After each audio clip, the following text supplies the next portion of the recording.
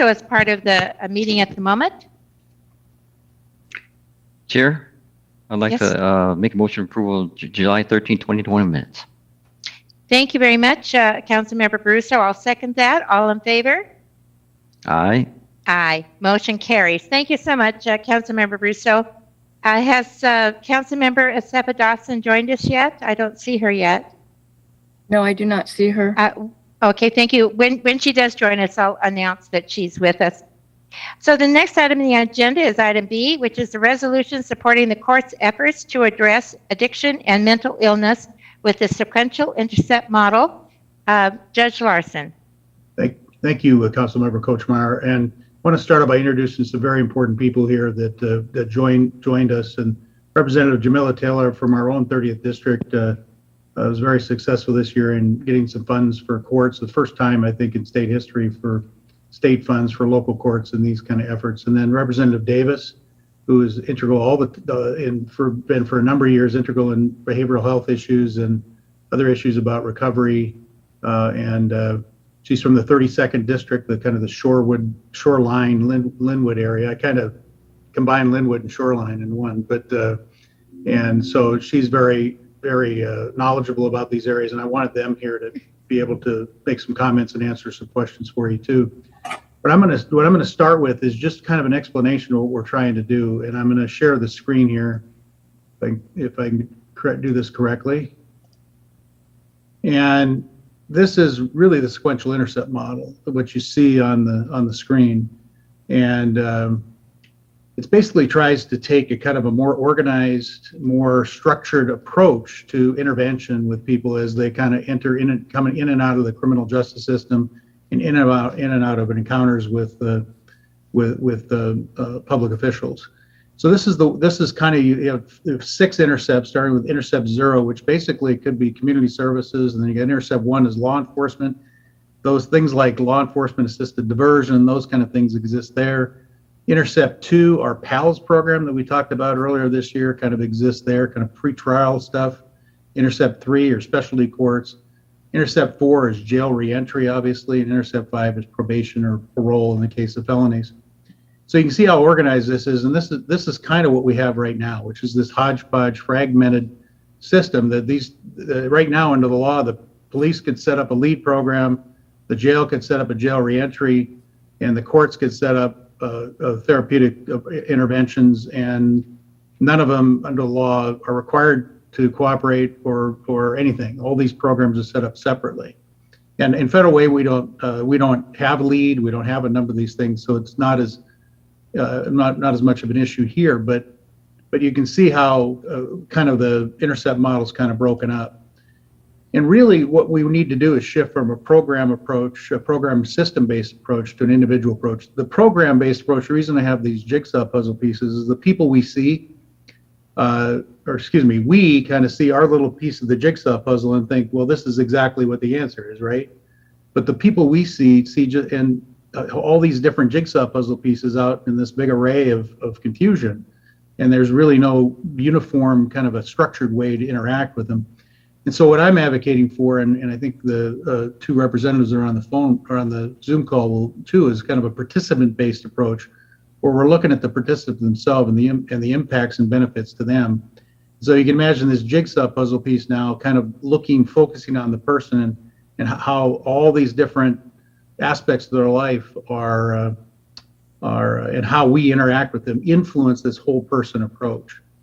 And what the sequential intercept model allows us to do is organize resources, organize things in a more efficient, effective way, so that ultimately we'll have kind of this regional resource network approach. And our grant that we're applying for is kind of doing a demonstration project of how this might work, where regardless of where you are on the intercept, you're still referring people to the same kind of network. It's kind of organized in a way to deal with all the different aspects of what's affecting them, and affecting them both individually and affecting them in how they interact with the public. And as I've explained before, the difference between individual impacts and community impacts. Individual impacts are somebody that might have an addiction and untreated mental illness that never commits a crime, doesn't cause any problems to anybody else. And then you have community impacts, where theft, those types of things. And what we're trying to do is get people to address their individual impacts so they don't cause community impacts. And that's the goal, is to always try to get people back into dealing with their issues so that recidivism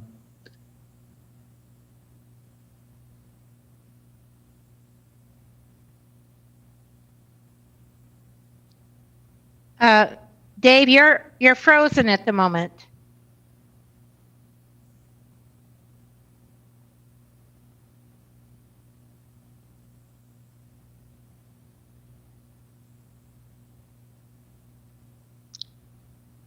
Can anyone hear me?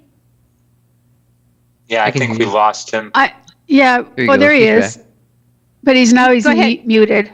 Yeah, we lost you, Dave. Go ahead. but I just turned it over to Representative Davis. How so long ago did you lose me? Oh, you're just about the. Pardon?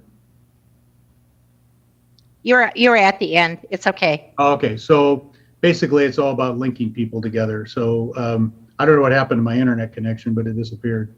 So I did turn it over to Representative Davis. So go ahead, Representative Davis.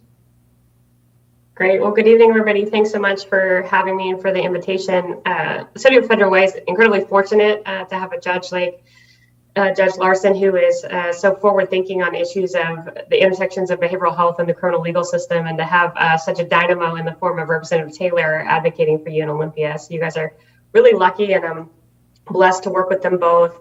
In the legislature, I work primarily on two issues, behavioral health and the criminal legal system. And it turns out those issues in so many ways are one and the same, because if you look at who we incarcerate in this country, in both our jails and our prisons, it is overwhelmingly individuals living with untreated or undertreated mental health or substance use challenges.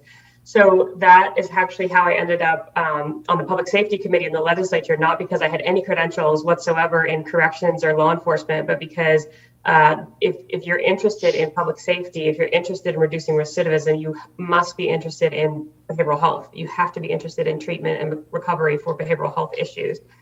So I just wanted to give kind of some quick context around some of the behavioral health interventions that we packed into the legislature's response to the Blake decision, Senate Bill 5476. And just, quick context. So one of the things we know about substance use disorder is that one of the diagnostic criteria is continued use despite negative consequences. So this notion that additional penalization from the criminal legal system was going to ever lead to significant behavior change for the majority of this population is wildly inaccurate, and actually goes directly against the science of this disease. We also know, however, that the vast majority of people with substance use disorder are deeply interested in services. So we have really strong data that suggests that between 85 and 95% of people with substance use disorder are interested in help. And the percentage of people with substance use disorder who receive services is 11%. And so if you're interested in what is the highest return on investment for government dollars to assist in this area, is closing that delta between the 11% who receive services and the 85 to 90%, 95% who are actually deeply interested in services.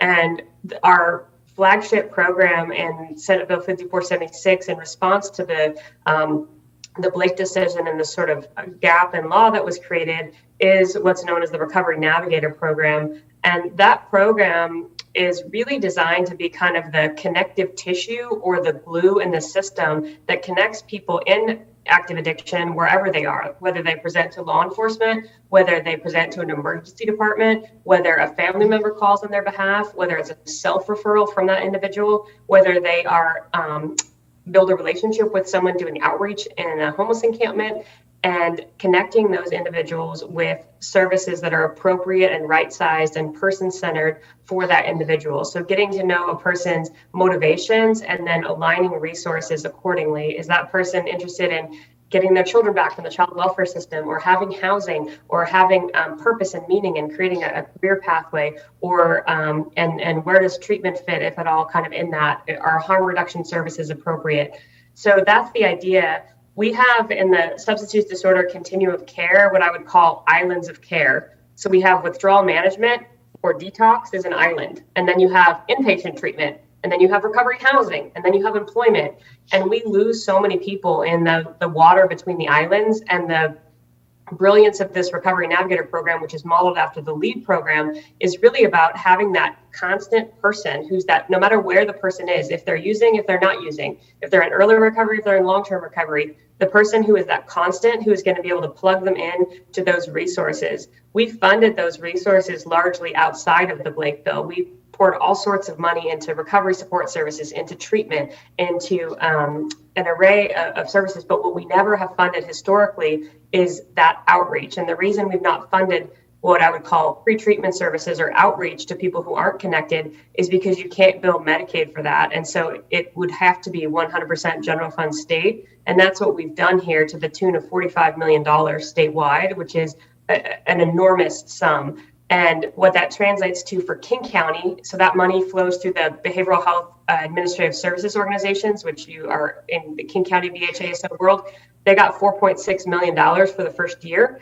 So that is, you guys will be hearing from and in communication with the BHASO, who will be contracting with service providers in South King County who can actually be equipped to do this work. And it's essentially intensive case management work, largely staffed by people with lived experience or lived experts. So people who've experienced homelessness, incarceration, addiction, mental health challenges, trauma, and are actually now highly trained in motivational interviewing and other evidence-based modalities to engage with this population and keep them engaged, and make sure that we improve, reduce mortality, reduce recidivism, increase quality, improve quality of life.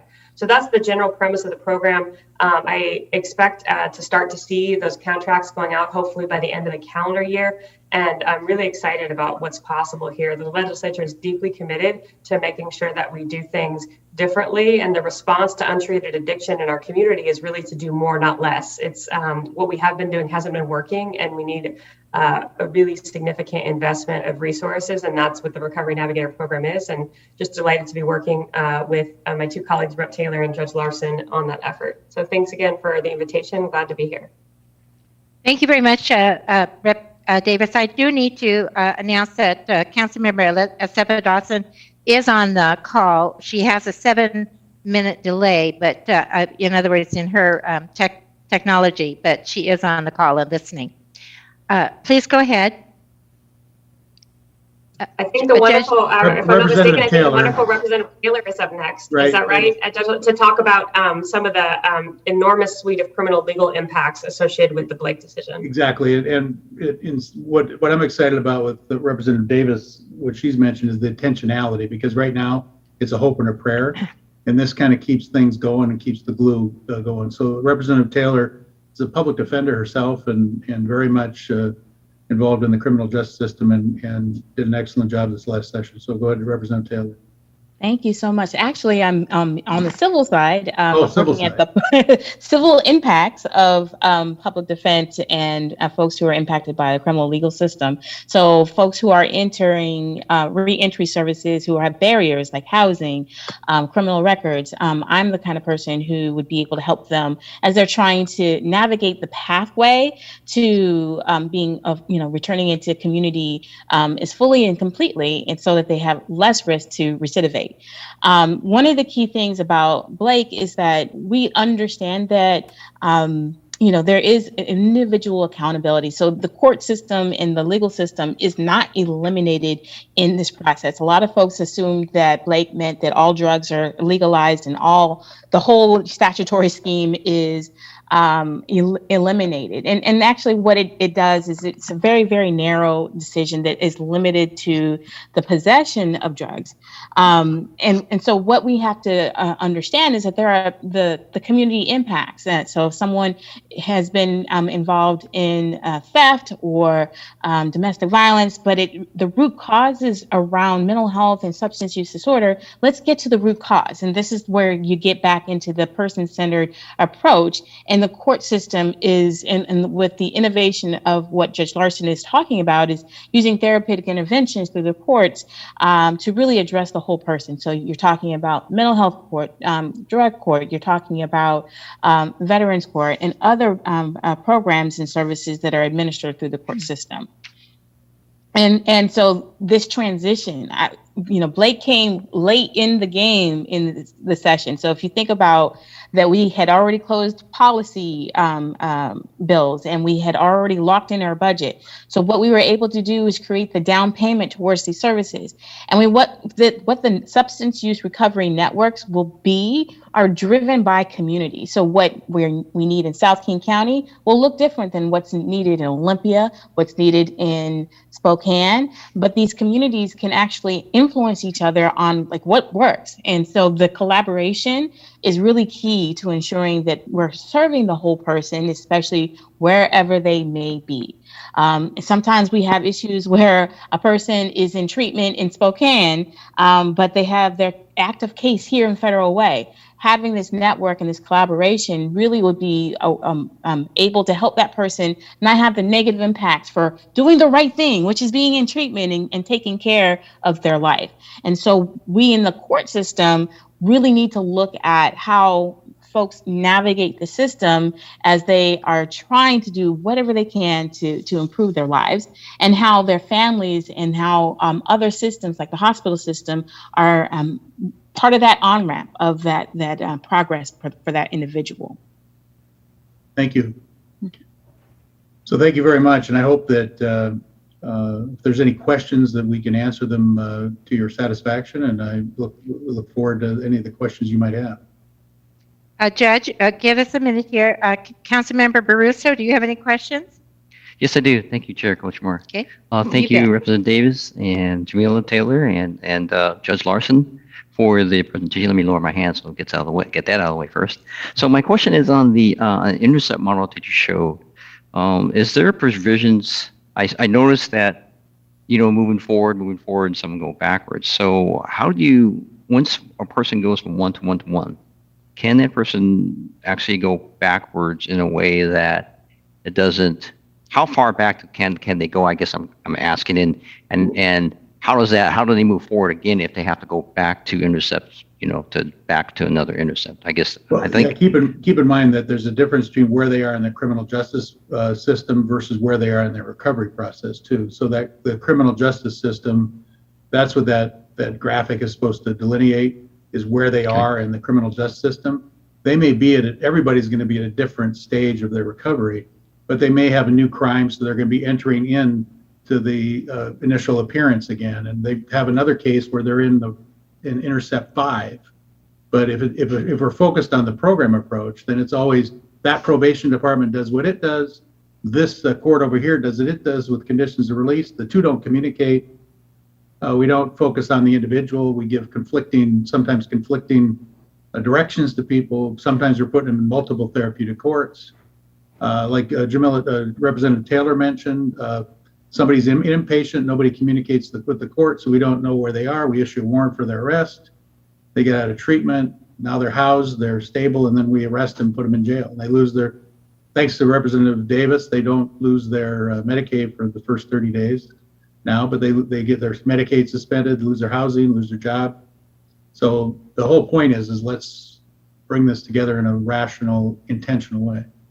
And I can also just add, if I may, that part of that model that I described, that recovery navigator model, is really at intercept 0. So that's your community. And the goal is over time that actually the majority of those referrals don't come from interaction with law enforcement, but rather, again, from someone's mom, someone's spouse, self-referral, emergency department referral. I mean, we know where people with untreated substance use disorder are. They're in hotels and motels, they're in casinos, they're in emergency departments, they're in jail, and yet we fail to offer those resources for those folks. And there are so many people, if you can catch them in that window of willingness, we can really deliver that service. But I'll also add that it is absolutely true that a lot of the folks actually have cases that are at multiple points. And the real dream of the sequential intercept model is that you basically offer off-ramps from the criminal legal system and on-ramps into behavioral health at every single intercept. And so with the Recovery Navigator program, part of that program includes legal support services.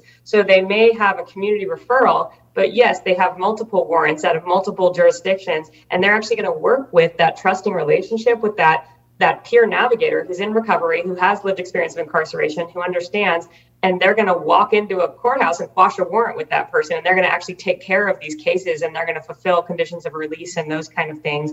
And so it's back to what Judge Larson was describing with that kind of whole person model, which is a real radical shift, frankly, in the way that we've operated, and I'm quite hopeful about it.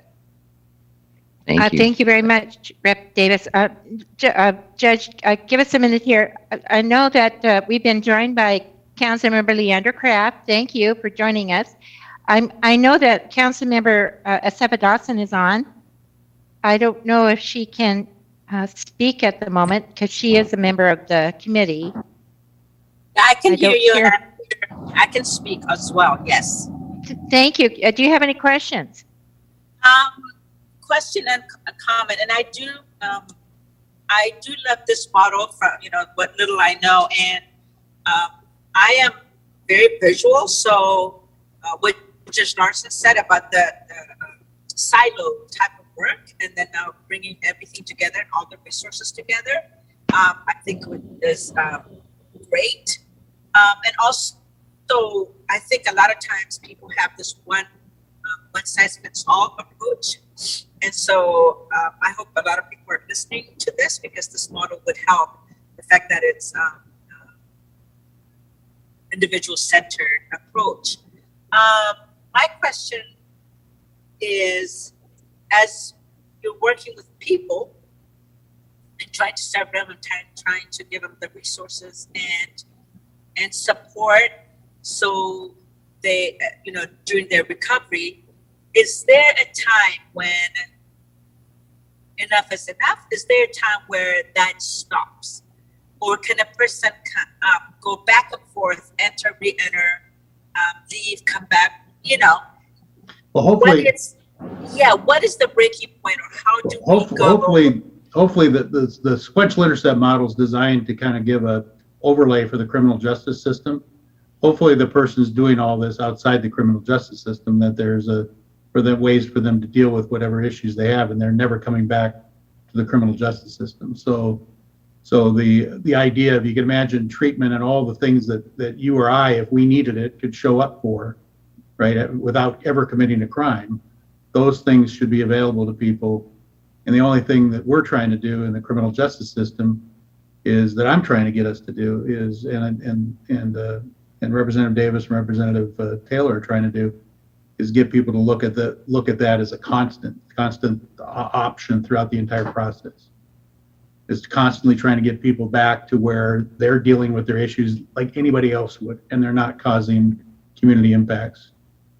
And just the key part of your question, Councilmember Hepa Dawson, is that no one's going to be turned away but for the lack of resources. And so that's where we come into play with the state legislature. Folks have gone through treatment multiple times, and if there's a bed available, treatment should be available. We know that the recovery journey is different for every single person. Sometimes you have the support of family to help you get through things, and sometimes you don't have the support of family. Sometimes you have the support of trusting individuals in community who have been, working with you for a long time, and you've tried and you've tried and you tried. So we don't want to say that if you have gone through treatment 2 times and you're out, that actually doesn't serve community and doesn't serve individuals. A lot of times there may be barriers limiting that person's access to the basic treatment. Sometimes folks really have limited access to mental health counselors, because those support services really do enhance what they are gaining through the treatment system.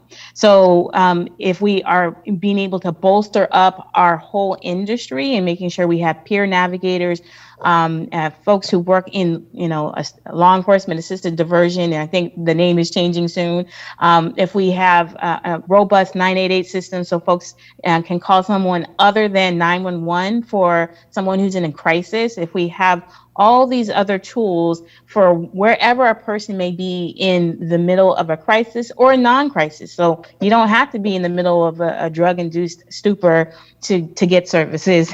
We don't want to create a system where there's a wrong door. So we want to create a pathway in any way, form that someone can have. And we want to make sure that we reduce the number of community impacts as much as possible. We can't afford to arrest our way out of this. I mean, budgets in many counties are more than 50% law enforcement and criminal court system, and it's only growing. And yes, we want to make investments in community. However, we've got to make investments that continue to assist people as they are looking to change their lives. And I would say that our law enforcement officers, our criminal court system, ultimately want community to be safe and individuals to be healthy. The other thing Thank you very much. Oh, go ahead. Go ahead. I'm sorry, Councilmember. The only thing I was going to offer, just as it relates to that concept about people cycling through treatment, the one thing I wanted to clarify for council members. So our substance use disorder continuum of care has 3 parts. The first part is that outreach to people who aren't connected to services, which is what the Recovery Navigator program is, but we've never historically funded that. The second part is treatment. And the third part is recovery support services, which is the whole suite of services that keep people well. Things like recovery housing, employment and education pathways, peer support, family support. We have never funded either outreach or recovery support services. And the reason is you can't bill insurance. You can only bill insurance for treatment. So we'll pay for your treatment 11 times, but we discharge people into homelessness. We discharge people with no employability because of past contact with the criminal legal system. We discharge people with no connection to ongoing services. And that's the part that's really changed in the budget we passed. We substantially funded recovery support services through a combination of state and federal dollars. So for the first time, we're actually going to bring down the moon for folks the day they leave treatment instead of kicking them to the curb, which has been the status quo for 30 years. And one thing about the court system that because we've created some of the problems we have in the sense of how we cycle people through, and it's a checkbox process. Well, you got treatment, well, we're done with you. Well, we've checked that box, okay, we're done, we're good. And they come right back because nobody's dealing with the significant underlying mental health issues that might exist that are precipitating that and everything else. So looking at the whole person, we're not just, if we look at it just from a criminal justice standpoint and again, deal with people from a compliance standpoint and not about really whether their life's richer when we're done with them, then we end up having this cycle and then we're part of the problem. And that's what this is trying to do is make us so we're not part of the problem, that we remove all the barriers, and then it's up to that person then to be successful. And keep in mind, this doesn't mean there isn't accountability. It's all about accountability, like Representative Taylor said, because you don't hold people accountable and hold them to the next level of their life and the next thing that's going to make their life better, then we fail them too. Okay. Thank you, Judge Larson. We have more questions. Council President Honda, you had your hand up next. Thank you. So this is in connection with the City of Des Moines Municipal Court too? Yes, we're going to partner with them. The whole idea is just so it's clear what we're doing, we're asking for money to do sequential intercept mapping, which is to map all of South King County where all the services, everything is. And then we're going to share 2 peer navigators, as Representative Davis talked about, to help people through the system. And then we're also going to try to fund a coordinator, and I've talked to Sarah Bridgeford about this too, a coordinator that kind of holds that kind of glues this network together, kind of keeps the network glued together, solves any issues, works with the peer navigators and everything else to try to make that that work. And this is very fiscally sound too, because right now each jurisdiction has to create their own therapeutic court, their own therapeutic interventions. And this state money, because it's a regional issue and they recognize that now, the state money will help us make our resources go further. These cooperative efforts like we're doing with Des Moines, we're trying to demonstrate how that can happen so that we don't lose our autonomy as a city in terms of how we're going to deal with it, but we can share resources and share information on people in a way that makes everybody successful. So I have another question. So how soon would this get started? Because right now, my understanding is we have pretty much not anything to offer someone when a police officer were to stop them and they are in possession of drugs. You know, they on the third time they stop them in one jurisdiction, then they would show up in your court, correct? Yes, with the misdemeanor. And what right now the courts will focus on intercepts 2, 3, 5, and part 4 in the extent of jail reentry. The interaction the police officers might have would be at intercept 1. The idea is that this network, once we get it created, Federal Way Police, Des Moines Police could use it as a tool also to refer people. And then they'll minister the family member or whatever, hopefully. And I don't, Representative Davis has some input on that, but basically the idea is to have it, instead of having each of us create our own networks, we share one. Representative Davis? Yeah, if I can just clarify, there's sort of two different things. So the Recovery Navigator program is intended to serve those in-field contacts. So whether it's time number 1, 2, 3, or 7 contacts with a law enforcement officer, if it's the first and second time, there's a required version to this Recovery Navigator program. If it's 3 or more, it's officer discretion. But that is a community-based intervention that has no tie to the court whatsoever. But it's that same Cadillac suite of services. And again, it is absolutely correct that essentially drugs were decriminalized overnight. And so we had to come up with this program, and the healthcare authority has been moving as quickly as humanly possible to get this money out to the regions, and for the regions to stand up their own Recovery Navigator programs. I hope realistically we can see those services contracted from the King County BHASO to local providers in South King County by the end of the calendar year is when I would hope those programs would start in earnest. But it is absolutely correct that since this bill went into effect with an emergency clause, I believe in May, until that is stood up, there's been this gap. But once that program, that Recovery Navigator program becomes real, those officers will be able to refer in real time. In fact, the bill actually calls for those to be the highest priority referrals and to have an immediate response for law enforcement contact referrals. And then later, for people who are detained on other crimes that are clearly substance use or mental health related, who end up in Judge Larson's court for shoplifting or various sundry other crimes, they then could be referred to the peer navigators and resource network that will be attached to the municipal court. And those two things I suspect would work together. They would serve a lot of the same people, but the intervention point is different. And the funding is substantially greater for the pre-arrest resources. There's going to be some funding for the courts, but the goal really is to intervene with this population. Instead of tying up the court, get them help in the community without tying up the court resources. And let me clarify that the possession, we're talking about possession of controlled substances, which were a felony. And in King County in particular, officers were not arresting on those as much as people would think. It's usually the collateral crimes that you think about if they are using in public spaces, or if they are involved in theft or other things that are associated with the drugs. So when you think about possession, this is not a huge and significant change as it relates to possession.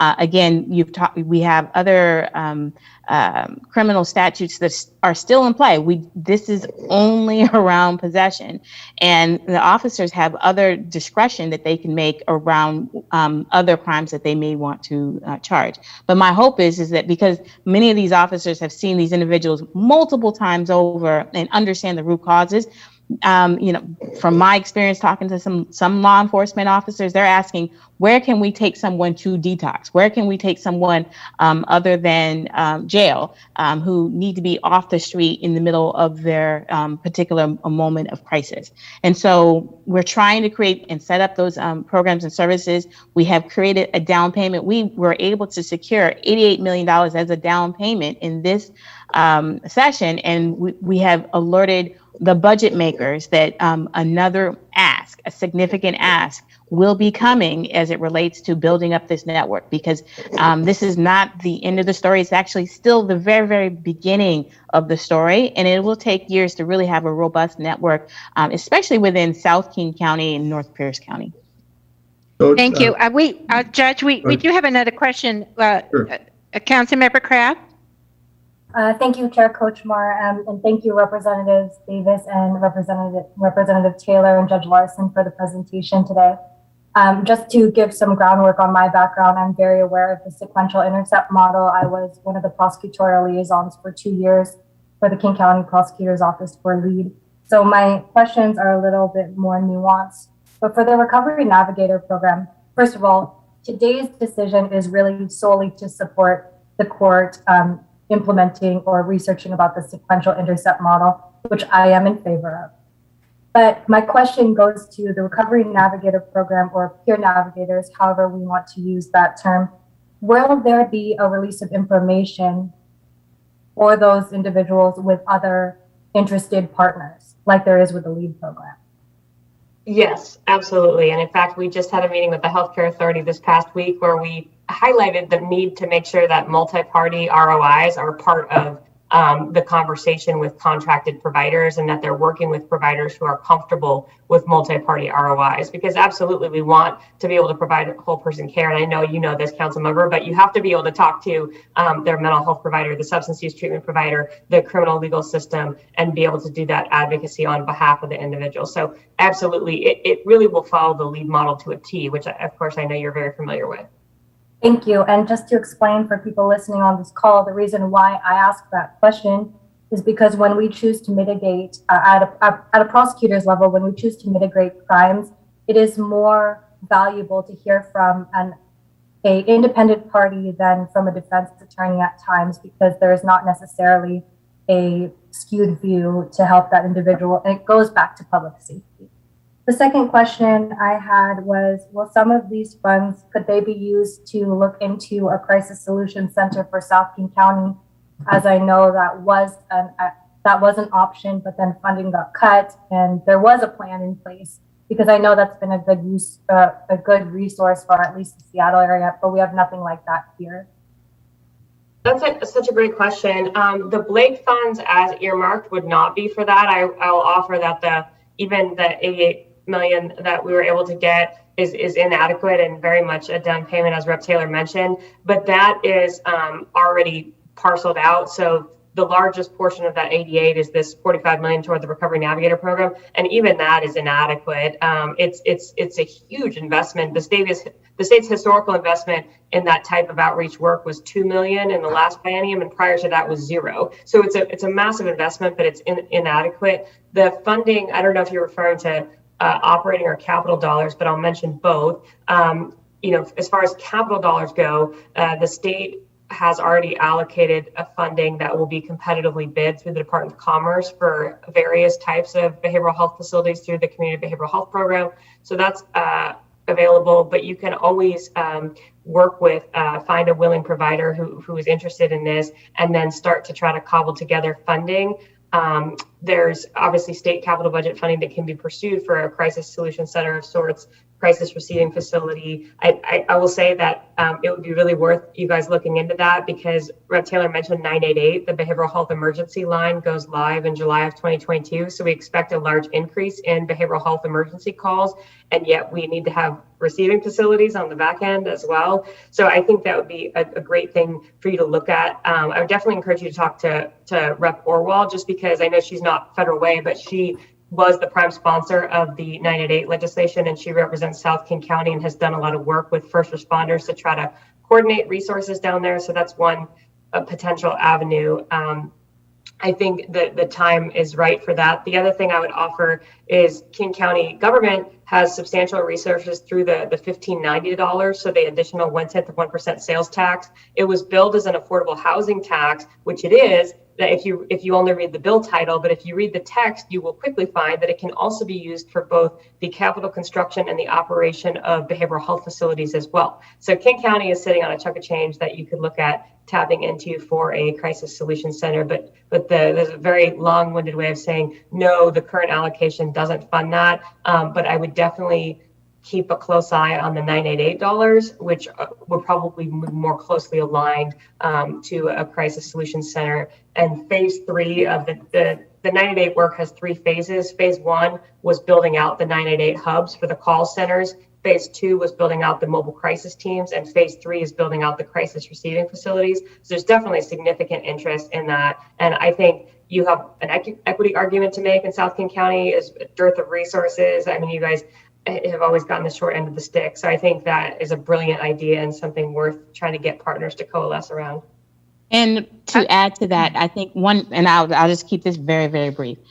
One of the most significant challenges, even when we get allocations, we also need local leaders to site these physical structures that, these crisis centers, these operating dollars and programs and services in their community. So whatever Federal Way, the City of Federal Way can do to be a partner in citing programs in terms of helping folks not have to go all the way to Yakima for a crisis intervention center, that is something that will really support our community. And so doing what you can to, help get us the approvals to bring these programs and services into the area as driven by community as much as possible will really help us achieve the goals of really serving the public safety interest of this community as well as the individual health of this community.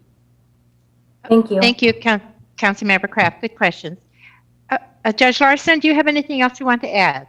I just want to answer the rest of Councilmember Honda's question about timing. We expect the money to come to our court by the end of the year also, be able to start the sequential intercept model or mapping and everything. So, but I just appreciate I know we were allocated about 10 minutes, but this is an important issue for our community.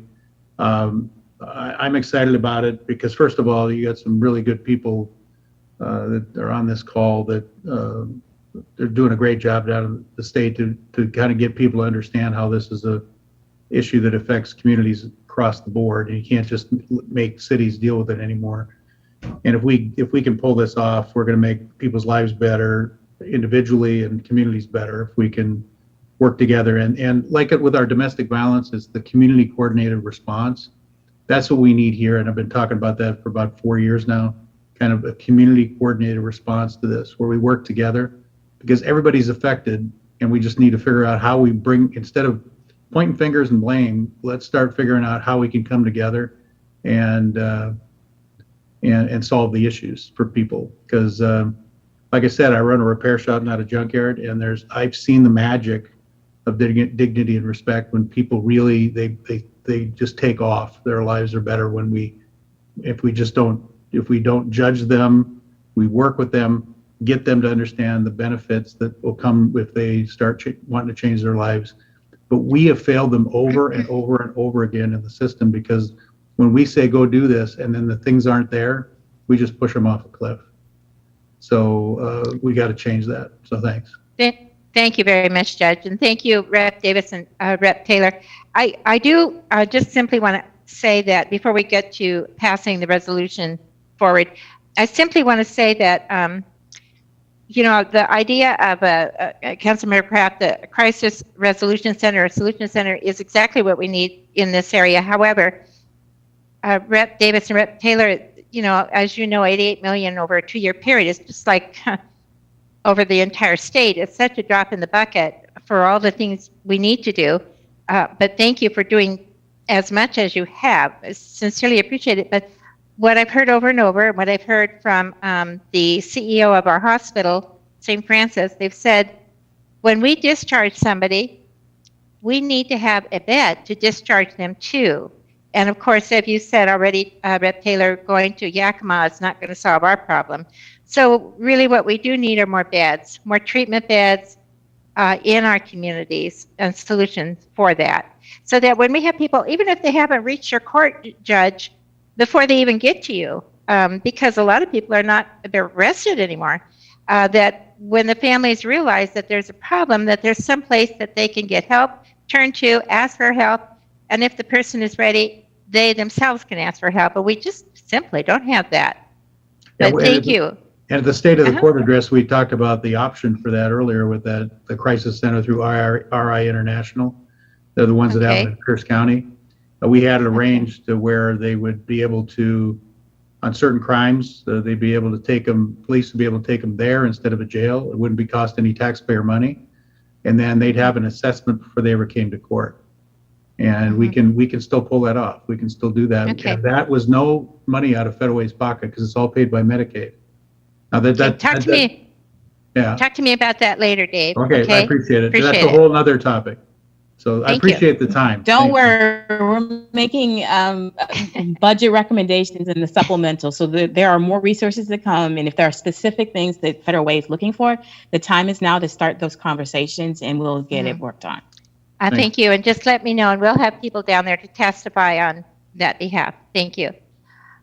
Councilmember Baruso or Councilmember Safa-Dawson, is there a motion? I'll make a motion, Chair Coach Moore. Thank you. Not second. Let me. Oh, okay. Let me. I'll decide it real quick so we got it. I move to forward proposed resolution September 21st, 2021 City Council meeting. Second. Sorry about that. Thank you. Thank you both.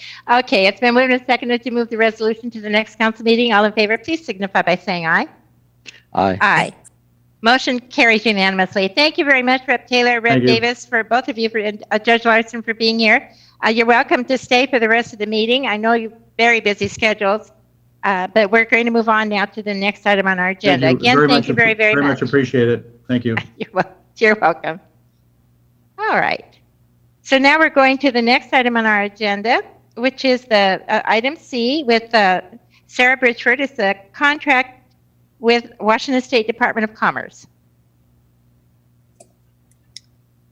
Good evening. So I have just a really quick PowerPoint that I will pull up and share here.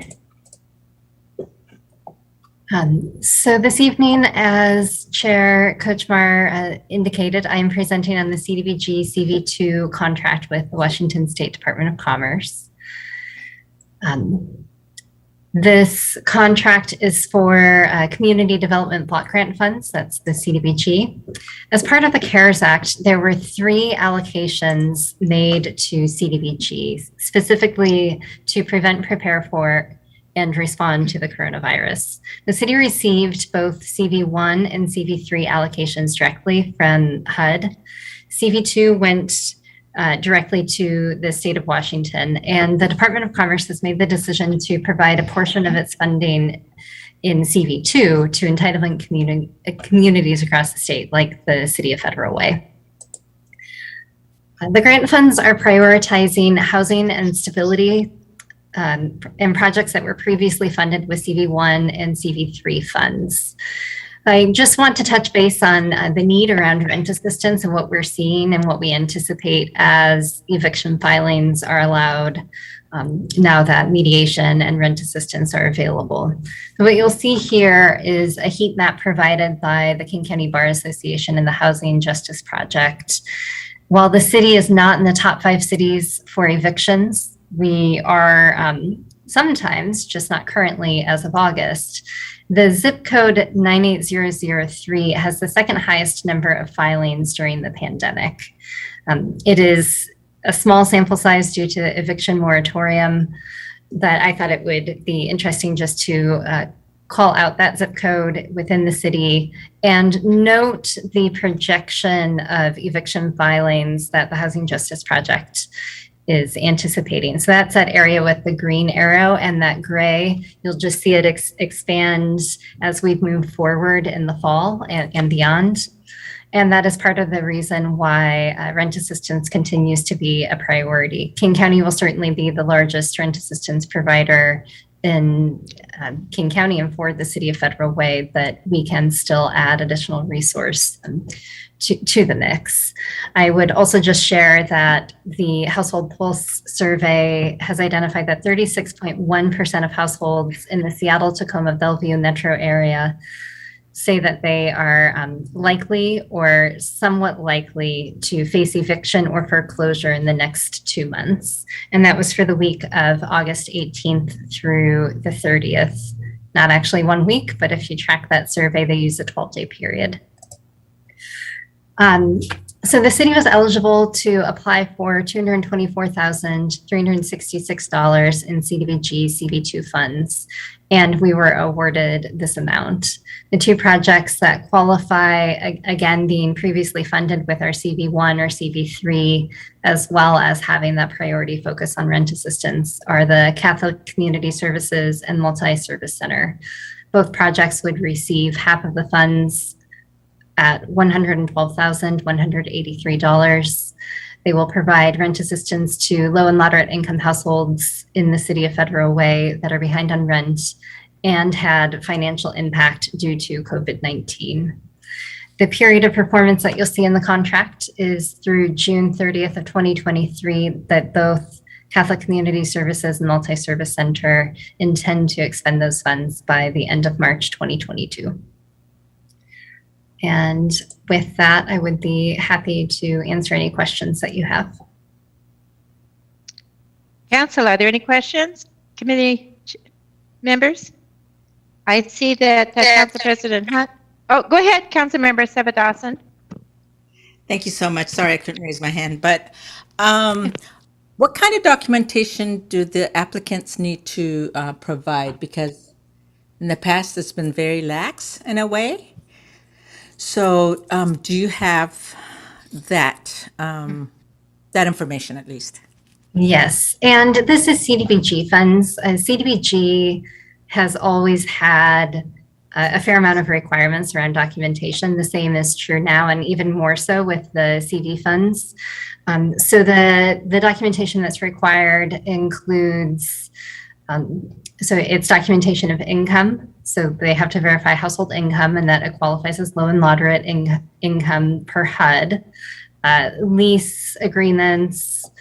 There is an intake form with both agencies that identifies everybody who's in the household. They do some, I would call it like a light touch, looking at like budget, other resources that they might be able to refer to, but the quantity of households needing the service and coming for that service is just too great to do much more than that.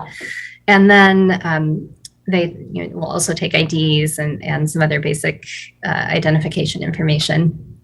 But the income and lease agreements are standard. With COVID-19, there now has to be an additional layer where they document that they have had a financial impact by COVID-19. So it can be showing unemployment, statements from employers that they've had a reduction in hours, if their kids are home, although we're seeing that less now, but they can have that from before, if their kids were home and they weren't able to work because of childcare, whatever the reason may be. If it was connected to COVID-19, they could provide that documentation.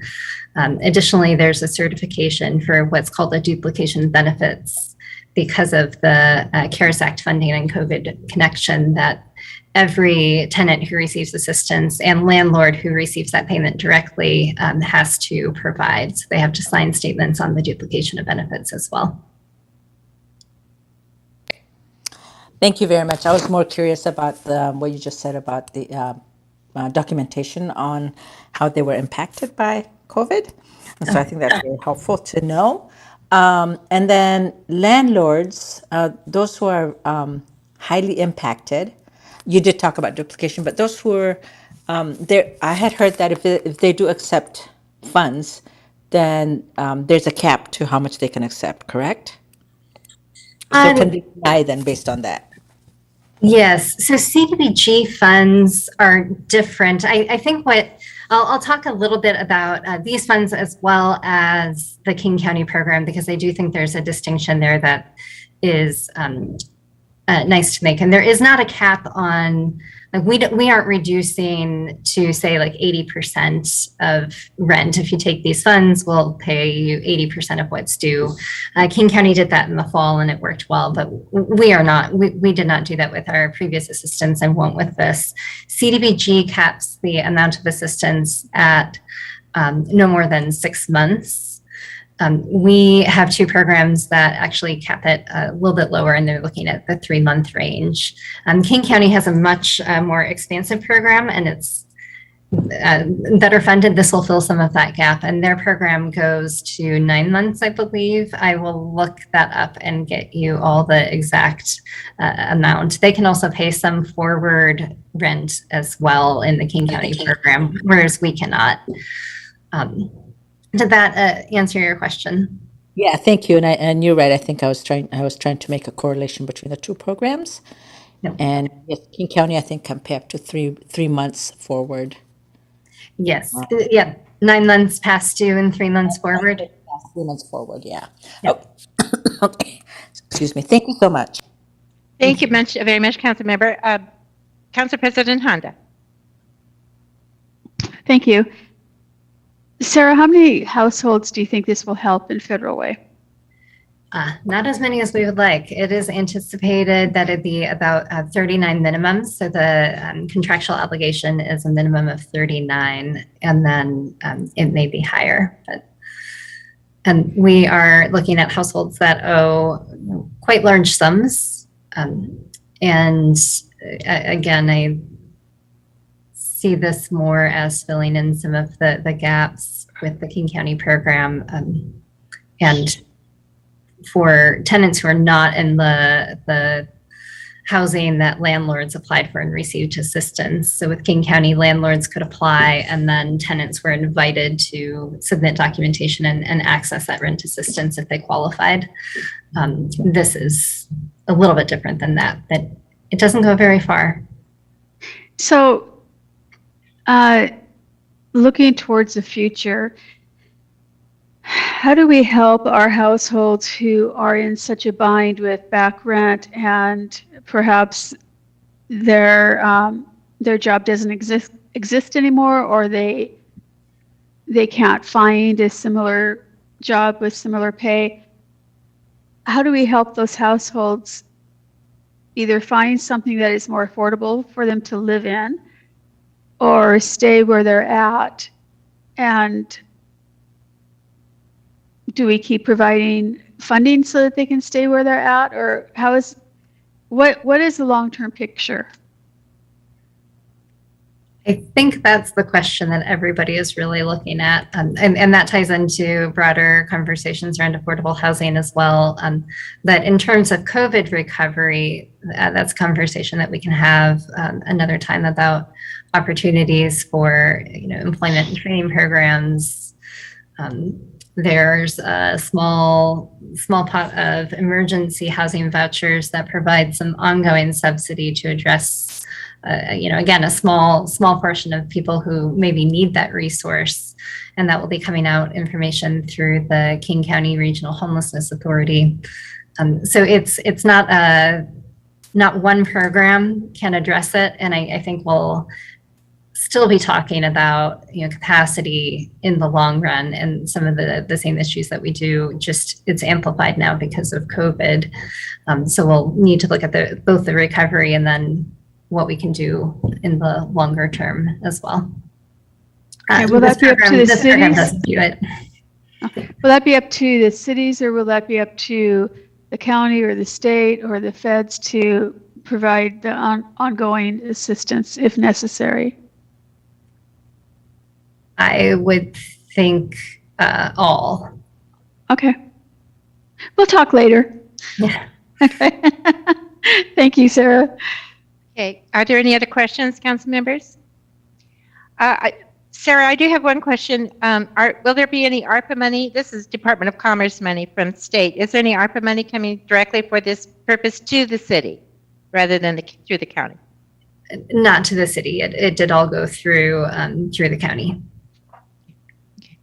All right, well, thank you. Seeing no other questions, do I hear a motion? Go ahead, Greg. Okay. Chair Coach, I have it. I move to forward proposed agreement to the September 21st, 2021 and consent agenda for approval. Second. Thank you very much. It was moved and seconded to move this to the next agenda for approval, next council meeting. All in favor, please signify by saying aye. Aye. Aye. Motion carries unanimously. Thank you. Thank you all so much. Thank you very much, Sarah. We're now moving on to item D on the agenda, which is the lease agreement between Twin Lakes Plaza, LLC, and the City of Federal Way for the Twin Lakes substation. And I see that Chief Wang is on. Yes, I'm filling in for Commander Bunk, who's on vacation this week. Good evening, Council Chair Kochmar, Council President, everyone. Good evening. So the first item we have before you is our lease agreement with Twin Lakes Business Plaza, which is our substation, and it's the most west end of our city.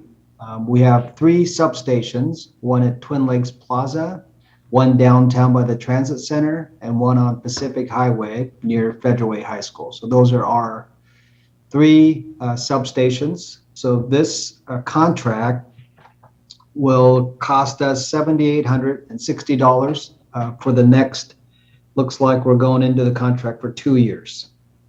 So this will be a 2-year contract at $655 a month. And we have our West End officers who will write reports, have lunch there. And this is one of the locations we want to have a substation, have partnership with the business community there, also with Twin Lakes. So we're seeking your approval to send to council for approval. Thank you, Chief Wang. Council members or committee members, are there any questions? I see Council President Honda has her hand up. Yes, I do. It's my exercise today, you know. Chief, do citizens, or when these substations are open, are they open to the public so the public can go in and see officers, or is it just for officers to go into to do reports and such? It's not staffed. So if there's an officer there and they're meeting with a citizen or having a community meeting or any of that, the citizens are certainly welcome to come in when the officer's there, particularly if you see a police car there, there's a good chance somebody's there. So you could go in and talk to an officer there, but we don't have anybody, there all the time. Okay, thank you. I see Councilmember Baruso has his hand up. Thank you, Chair Kochmar. Thank you, Chief. I just had a quick question then on that one. Is there a way that maybe later we can somehow get some type of communication devices over those substations for emergencies? Yeah, it's a little bit of a problem. It's hit and miss. I think if you're in a car, you're fine, but if you're on portable, we do have, it's kind of a little bit of bull out there. So the good thing will be when we go to the new PCERN system, it should be fine. We do have bad radio spots in Federal Way, and we've been working on it for a number of years. And we even looked at a very expensive fix to the issue with King County, but it never, some adjustments made, but we're really going to need to wait for the new radio system. So yeah, it's not an ideal situation, but we are trying to do like a BDA amplifier with IT. We do that at Decatur High School. So it's something that we're working on. Thank you, Chief. So Chief, I do have a question. We did have a substation over off 288th and Military. Is that no longer needed? That was at the Mariposa apartment complex. And actually at some point they asked if they can have the space back because they wanted to. They were like full capacity and they wanted to, use that for a rental. And we were actually good with it because, we weren't having the issues. The reason we put a substation there is all the gun violence we had a number of years ago at Mariposa and other crimes, and it made the residents feel safer. But I think we're past that, and obviously that was no longer a priority for them. So I think having our substation on Pack Highway is a better location for us. And that's also our workout facility for our officers. So we have weightlifting equipment in there. So officers are there frequently working out, and that's provided by the business owner there. Okay, thank you. All right, seeing no other questions, is there a motion? Chair Kochmar. Thank you. I move to forward the proposed agreement to September 21st, 2021, consent agenda for approval. Second. Is there a second? Thank you. It's been moved and seconded to move the agreement for the Twin Lakes Plaza substation to the next meeting for approval on September 21st. All in favor, please signify by saying aye. Aye. Motion carries unanimously. Thank you all so much. Okay, now we're moving on to item E, which is the interlocal agreement between the City of Fedway and Fedway Public Schools for school resource officers. Officer Jones? Good evening, Council. I'm here to talk about the interlocal agreement with the school district for our school resource officers. We've had school resource officers since 1999, where we started at Fedway High School, and it's kind of grown over the years, where we've had officers at each of the high schools. Things have changed a little bit recently with statewide mandates and legislation, where our SROs go through specified training in order to be certified as SROs, and we have completed that. Again, we have four officers, one at each high school, including one that's in the King County area, Thomas Jefferson. We also have Fedway High School, Decatur, and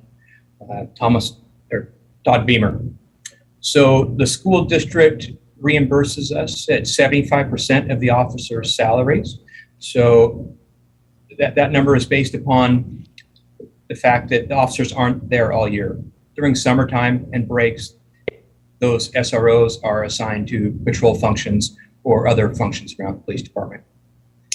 This contract would be for 1 year, as also required by the recent legislation. And it also required community input in the form of meeting with the school district and having community sessions where people, including students and parents, told us what they liked about the SRO program and what they would like to see changed for such program. So we've accomplished that. For our SRO selections, we involve the district in our interviews to help come to a decision on whether we think a particular officer would fit inside the school, a school setting. So with that, again, this interlocal agreement would be for 1 year, ending at the end of the school year in June 2022. Thank you. Committee members, do you have a question? Seeing none, I see Council President Honda has her hand up. Thank you. So, my question is, in the background information, it talks about the training that the legislation requires for SROs, which looks pretty extensive. Have our officers done that training before? And if they haven't, who provides the training, and have they done it now so that they can be in the schools? This is the first year that those particular subjects have been required. However, in past years, Fedway has attended similar trainings. This year it's codified, so that we have to fit within those 12 or 13 different subsections, and they have to be checked off that we actually attended them. The officers have to write a journal about how they are meeting the different requirements, and those get submitted and reviewed by the school district. They are now all certified. Okay, so the school district provided the training then? The training is provided by a training consortium. I believe it's called ESD 105. Oh, okay. That's the training body for the state. Additionally, we also send them to the National School Resource Officer Training that includes annual conference specifically for Washington State SROs. Okay.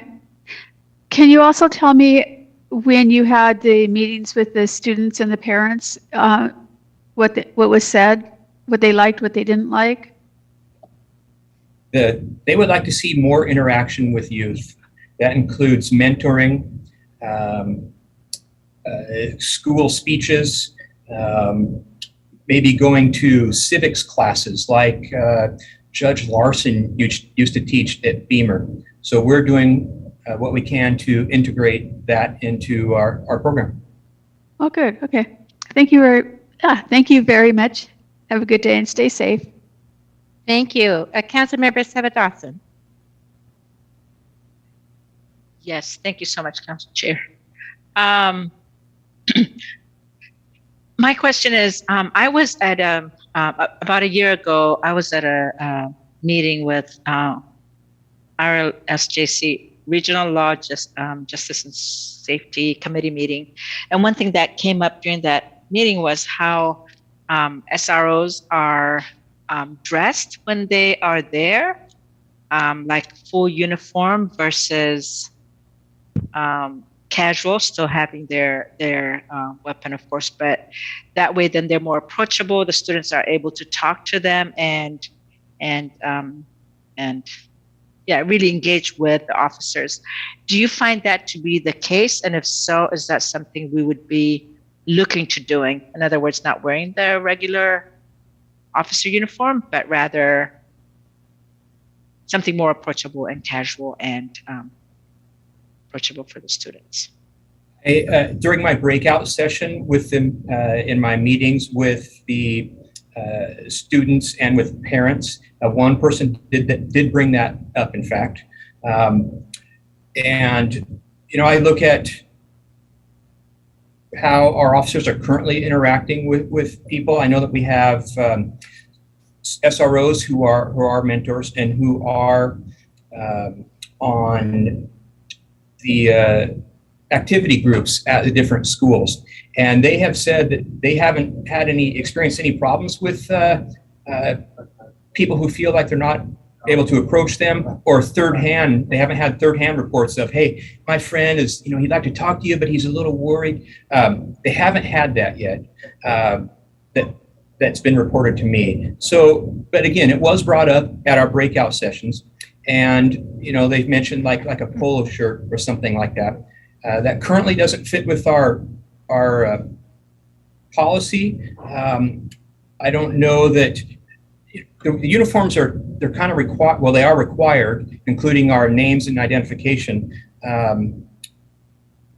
just to prevent somebody saying, "Hey, I didn't know he was a police officer. He was wearing a polo shirt," or something like that.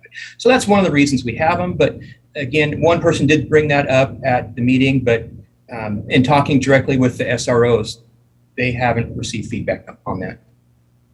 And ultimately, I think a decision like that would be, the chief would have discussions with the superintendent, and we would make an informed decision if the issue keeps popping up.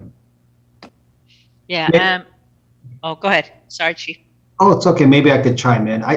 It's come up before, but I don't think the school district is particularly, pushing that, and I'm not advocating for that either. Just today, outside of Thomas Jefferson High School, there was an incident. I don't know all the details, but it prompted a significant police response from King County, and our SRO was there in uniform. So there are times where, you don't want any question about whether you are a police officer or not, and do you want to make sure that officer has all the tools, including a ballistic vest, if there is a shooting. And already this year, we had to intervene with school administrators and take a real gun off a student who brought it to school at one of our high schools. So it doesn't happen often, but if you have an active shooter situation or anything like that, you don't want any question as to if they're an officer or not, friendly fire potentially, or people that are in the area. You don't want any of that question to come up, and you definitely want them to have all their tools with them when they need it, when every second matters. So there's but discussion on both sides. But I think there's certainly a lot more towards, having officers there in uniform. Okay, thank you. Thank you. Any other questions? Okay, well, I don't have any either. So is there a motion? Yeah, I moved forward the proposed agreement to the September 21, 2021 City Council business agenda for approval. Second. All right, it's been moved and seconded. All in favor, please signify by saying aye. Aye. Aye. Motion carries unanimously. Thank you so much, Officer Jones. Appreciate your work. Thank you.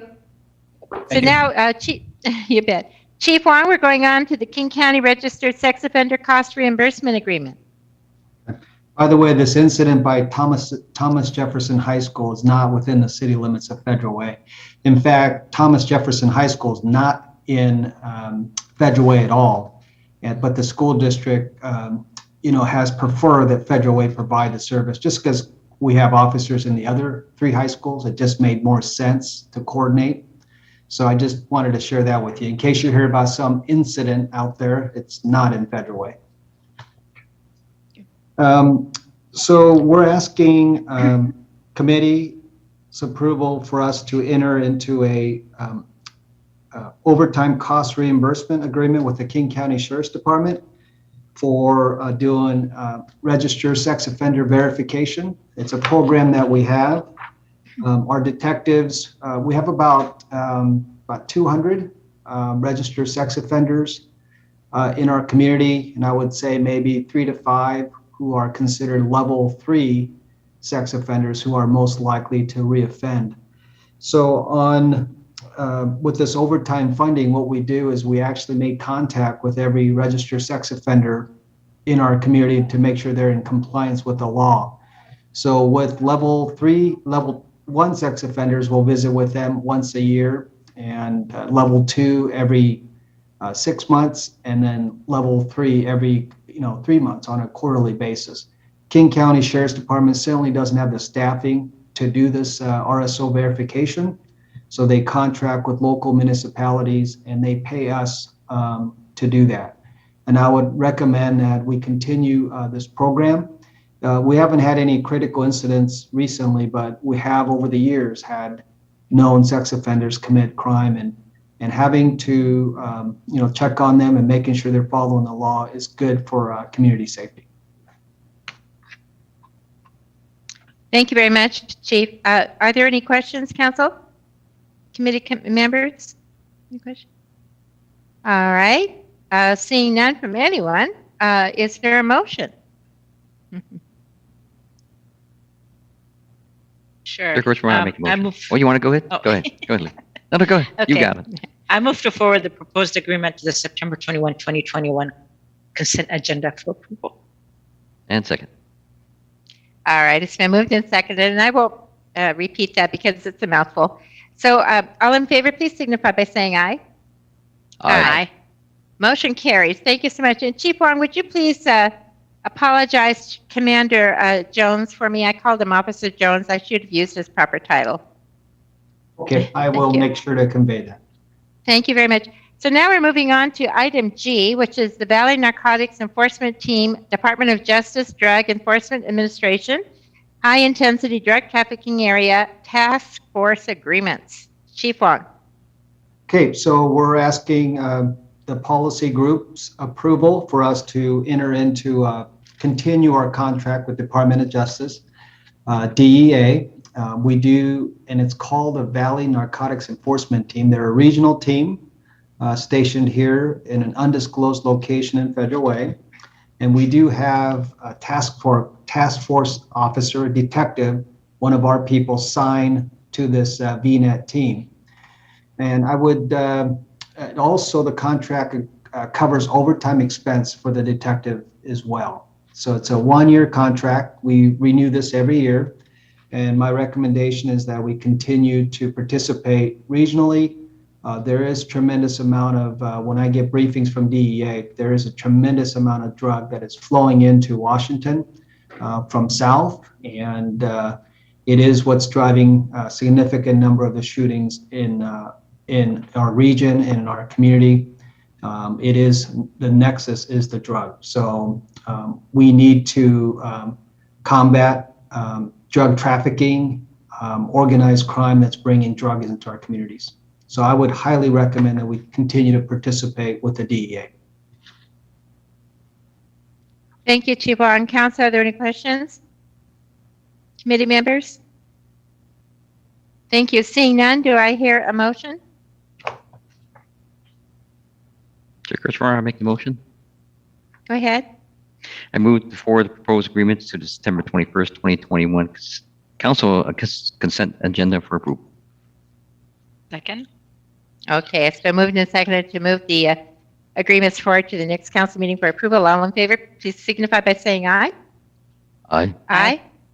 Motion carries. Thank you very much. Thank you very much, Steve Wong. I think you get to go home and have dinner now. Thank you, ma'am. Hopefully. Good You're night. welcome. Good night. Okay, now we're moving on to Jason Gerwin, who's bid acceptance, number H, bid acceptance, roofing replacement at Sahali Restroom Buildings and Steel Lake Annex Barn. Thank you, Chair Kochmar. I'm kind of the headliner for tonight. I got the last 3 items on the agenda, so but they're pretty straightforward, and we should get through them, no problem. But as you mentioned, you've got a policy question before you. Should the City Council accept bids from Lawson Contracting? They do business as Wright Roofing for roofing replacement at both Sahali, on the 2 Sahali restroom buildings, and at the Steel Lake Annex Barn. There was a memo attached with details.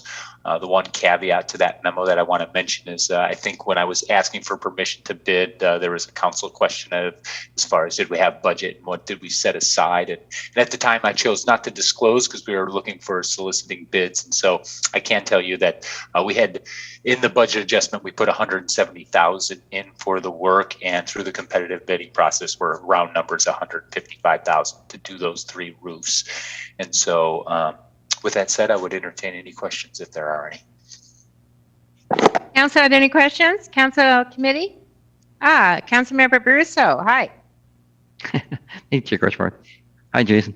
Hey, just a quick question. So what material are we using on these again? And so we're going with metal roofs. Okay. Currently what's on all of those roofs is 3-tab shingles, asphalt shingles, and we're trying to spruce up Sahali a year or 2 back, and we pressure washed them, and it turned out the moss was really what was holding the roof together and preventing it from leaking. As soon as we removed that moss, last winter we experienced significant leaks, and so all of them with metal, and generally metal roofs have a life expectancy of about 50 years. So well after all of us should have retired, and so that's what I'm looking to provide. Okay, thank you. Great. Are there any other questions? I have one. Are we including? Councilman President Honda, go ahead, please. So with the metal roof, is it there's a metal roof that has shingles, and then there's one that is like big areas of metal that you put on? Yeah, so it's very similar to what we have at like Steel Lake Park or the High Lobos caretaker houses. It's the raised seam. So yeah, it'll be like, I don't know if it's like 6 feet, and then you have a raised section that comes up, and then the next section that goes over it kind of comes over and seals it, and that's what creates that watertight seal and leak-proof deal. So it's called a standing seam metal roof is how it's described in the industry. Okay, thank you. You're welcome. So that was kind of my question about gutters, if there are any gutters. We did not include gutters in these bids. Currently, the roofs have gutters on them, and so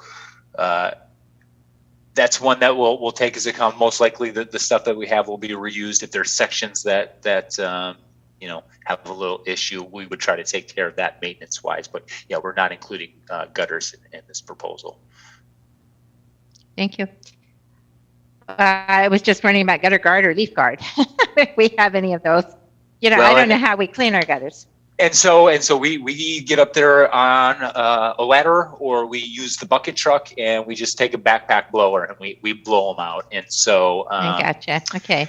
I don't know that any of our facilities with gutters have leaf guard. That's an annual fall program and spring program to take care of those. Yeah, they just happen to be in a very area with lots of trees. Okay. Yeah, this whole community. Okay. All right. Council, do I hear a motion?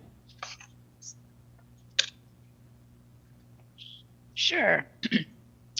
I move to forward the proposed amendment to the September 21, 2021 Council consent agenda for approval.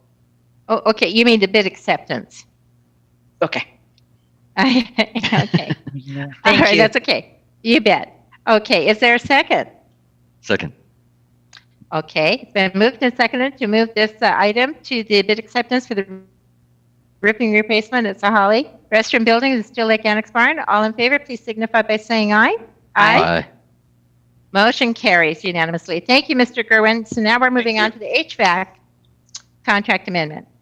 Yes, ma'am. And so a policy question for you here is, should the City Council approve amending the contract with McDonald Miller Facility Solutions to extend the term, add additional services, and adjust the compensation? And so there was a memo provided there, but what I can say is that our relationship with Mac Miller kind of started in around the 2010 timeframe when we had qualified as a city for an ORA grant through the federal government, and that's what helped replace our rooftop units here at City Hall.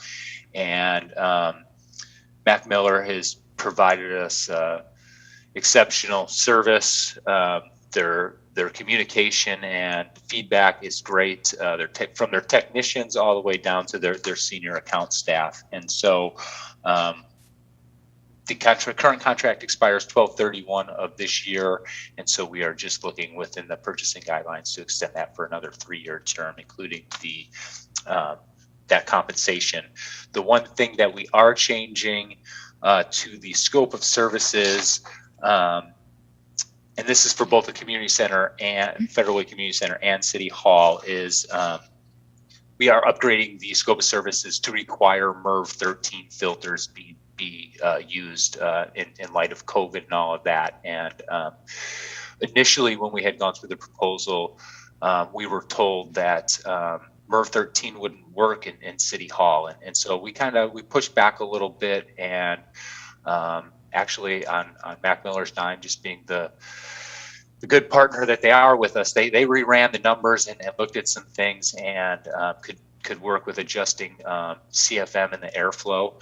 And it did turn out that we could utilize MERV 13 filters here at City Hall. And so with this contract amendment, we're converting to that. The community center signed a small agreement that took them through the balance of this contract to do the MERV 13 filters. City Halls would go into effect at the beginning of 2022. Now, I think we've had our filter changes per the contract requirements. I can look into that to see if they are coming with a filter change, what the delta or what the difference in the old contract value and switching those to MERV 13s. But again, I don't believe we're due for a filter change till spring of 2022. That was done right before all staff was coming in, from the return to work after, COVID kind of let up this summer. So. Thank you. Committee, are there any questions from the committee? I see Councilmember Brusso. Thank you, Chair Gritchmer. Jason, just a quick question. Could you, for those who don't understand, could you explain the different MERV ratings on the filters? So MERV is the standard in the HVAC industry that talks about the restrictiveness of your filters. And so a lot of people are used to just kind of your standard pleated filter that really just catch kind of dust, that sort of thing.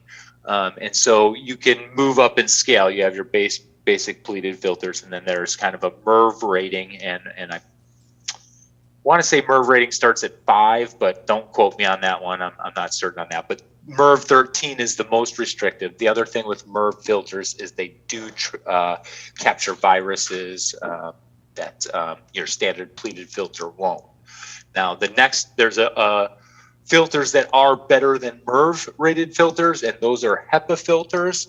Unfortunately, Hepa filters are extremely restrictive filters, and none of our equipment is built to handle Hepa filters, and we would require a substantial capital investment to bring those up to handle that. So really what the HVAC industry is calling, and what the state legislature has put out, is that if you can install MERV 13, that's what kind of the standard is out there in this COVID environment, because they're the most restrictive in the MERV that also trap and capture viruses.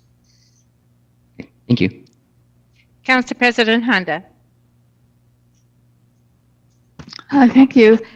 How old is the HVAC system at City Hall, and how long is the expected lifetime of the HVAC system? That's a great question. I believe the majority of the interior of the building, so our rooftop units are about 10 years old, or in that time frame. I can't remember if it was 2010 or 2011. So that's the main drivers of bringing in the outside air, conditioning the air, sending it into the building. Now, in different zones of the building, you have what are called VAV box. They're variable air. I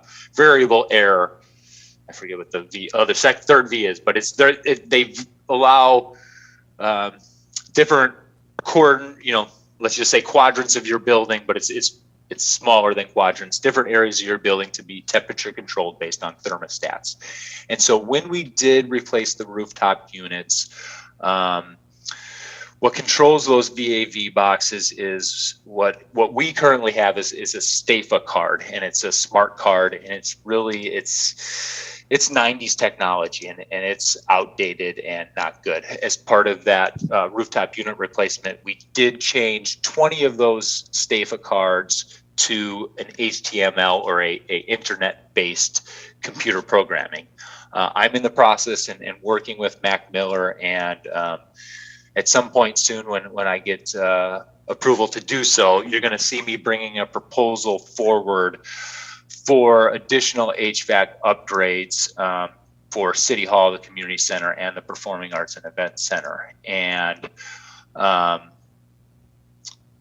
part of that for City Hall is right now you can't get a Hvac card. I could get them on eBay, but our purchasing guidelines don't let us purchase off of eBay. But literally, there are not many to be found left. And so if we have a VAV box go down, we'll have to convert that to the HTML-based web application system. And so there's at least 56 to maybe 70 of those remaining that need to be replaced. So that's one component, that's City Hall specific. And so to nutshell kind of your question, Council President Honda, I think that there are upgrades and improvements that can be done to make our system last longer, but our system is old and it's a little bit tired, and we need to think about making some investments. Now, the nice thing is we did receive some ORA money from the federal government, and all of the HVAC projects that I am proposing are fundable through that ARPA grant money that we got from the federal government. So the other thing being considered in those is there's two systems, and there's some debate on what would be best, but there's UV filtration, and so that's in addition to your MERV filters or your Hepa filters. The UV, it's a series of lights pre-filter that the ultraviolet light kills viruses and bacteria. And so that's something that is cutting edge technology that we'd like to see get incorporated, and it would help us create the safest building environment as far as air circulation as possible. So through that circulation, the UV is constantly bringing in the air and taking it. So your air is constantly being treated for and killing viruses. There's another product out there called GPS ionization, and that's where literally positively and negatively charged ions are circulated through your ventilation system to kill bacteria, molds, and viruses. Everything I know, GPS ionization has been used for years and used safely. There are some challenges right now in the industry on it, and so that's being worked through. So in a nutshell, Council President Honda, City Hall HVAC system is tired and is going to need some investment here soon. The community center is, it's getting near 15 years old. It's not quite there yet, but it's just about 15 years old. And so it could start to use a little investment. It is all web application based. And then the PAC is the newest system we have, but it's not There are, it doesn't have GPS ionization. It doesn't have the UV treatments. It was kind of this pre-COVID stage, and so it's probably with an event venue such as it is, it's probably due to have some investment in it too, so that we can publicize that we are creating the healthiest environment for our patrons. Jason, did we not, when we first got some money for COVID, did we not say we were going to do something with City Hall's HVAC system for safety for employees when they came back?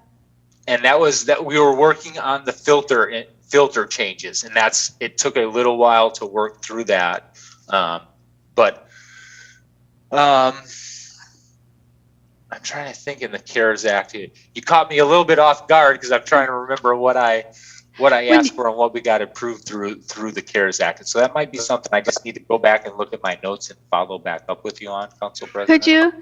Because I remember specifically that there was something with HVAC, City Hall in that funding, and I can't find it. The way we get our packets now, it's a little different than in the past, where I can't just go back and click on it.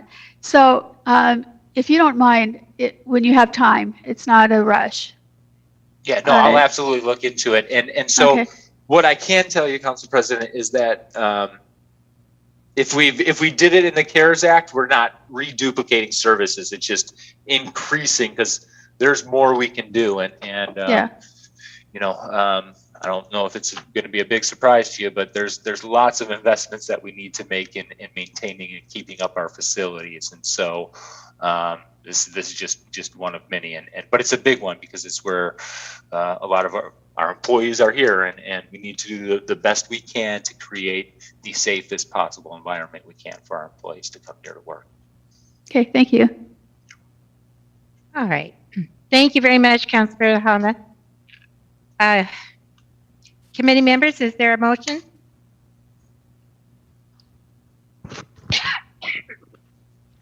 So for item I, go ahead, please. Thank you. I move to forward proposed amendment to September 21st, 2021 consent agenda for approval. Second. Thank you. So we're moving the HVAC service contract amendment to the next meeting for approval. All in favor, please signify by saying aye. Aye. Motion carries. Thank you so much. So now we're on the final item on our agenda. Again, Jason Gerwin is J for the janitorial service contract amendment. Thank you. This is my encore, Chair Coach Mar. So okay. No, policy question before you guys tonight is: should the city amend the janitorial services contract with SMS Cleaning to extend the term, add services, and adjust compensation? And so memo was attached providing detail on that, but to summarize, I know here's one thing we did purchase with the CARES money, Council President Honda. We had purchased the Clorox machines for additional cleaning with the CARES money. And so we had added that scope of work, or we asked the janitor, hey, can you start doing this when staff returned in June, knowing that we had plenty of room in the contract to absorb that. But we also knew that by adding those services, it was going to deplete the compensation that was in the contract much faster, because this is a significant labor input to run the Clorox machines throughout the building 5 times a week, the nights prior to staff coming into work. And so we started that service, but just with other priorities, summer going on, and just getting that chance to bring this amendment to you guys. And so, as I say, the big add-in services is the electrostatic spraying. And so all but a few areas in City Hall are sprayed nightly. And that's one area is Rutgers, because we can't have people in that area when it's sprayed. And then there's some other closets and stuff that's just the data center that don't get those sprayings.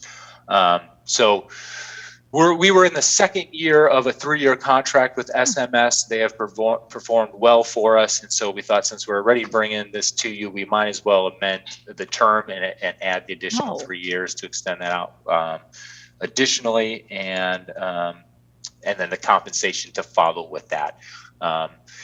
Adding the electrostatic spraying services is significant, and so it makes this contract almost on the 6-year term almost $1 million contract. But there is a decent padding of money in there, as we need to have them available for additional services. At times, we'll have court patrons that come in and have MRSA or some other things, and so we'll have to shut those areas down and have them deep cleaned and sanitized before we can let them in there. And so we've got extra money in for instances like that, and there's many others that I could share with you, but this probably isn't the time and forum for some of that gross stuff. Okay, thank you. Well, But with thank that being- you for being our growth in charge person. Thank Like you. I said, we just wanted to be clean and have a safe environment for our employees and our citizens. I totally understand. As a mom, I totally understand. Thank you. Okay, so Council Committee, are there any questions? Hey, wait a minute, Council President Honda, no questions? What is this? Well, I thought I'd give Jason a break, you know. Okay, all right. Okay, well then, can we hear a motion? Yeah, I'll make a motion. I move to forward the proposed amended agreement to the September 21, 2021 Council Consent Agenda for approval. Second. Okay.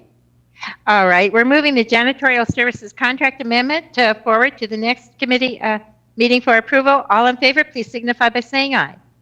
Aye. Aye. Aye. Motion carries. Jason, you get to go home and have dinner too now. Yeah, absolutely. Okay. Thank you, council members. We definitely, in the Parks Department and facilities, we appreciate your ongoing support. Thank you, You bet. Jason. Thank you. Yeah, Good and night. thank you, Ms. Janicki, and thank you, Ms. Heidi, for staying with us through this entire evening. Appreciate it. Well, Council and Councilmember Kraft, thank you as well.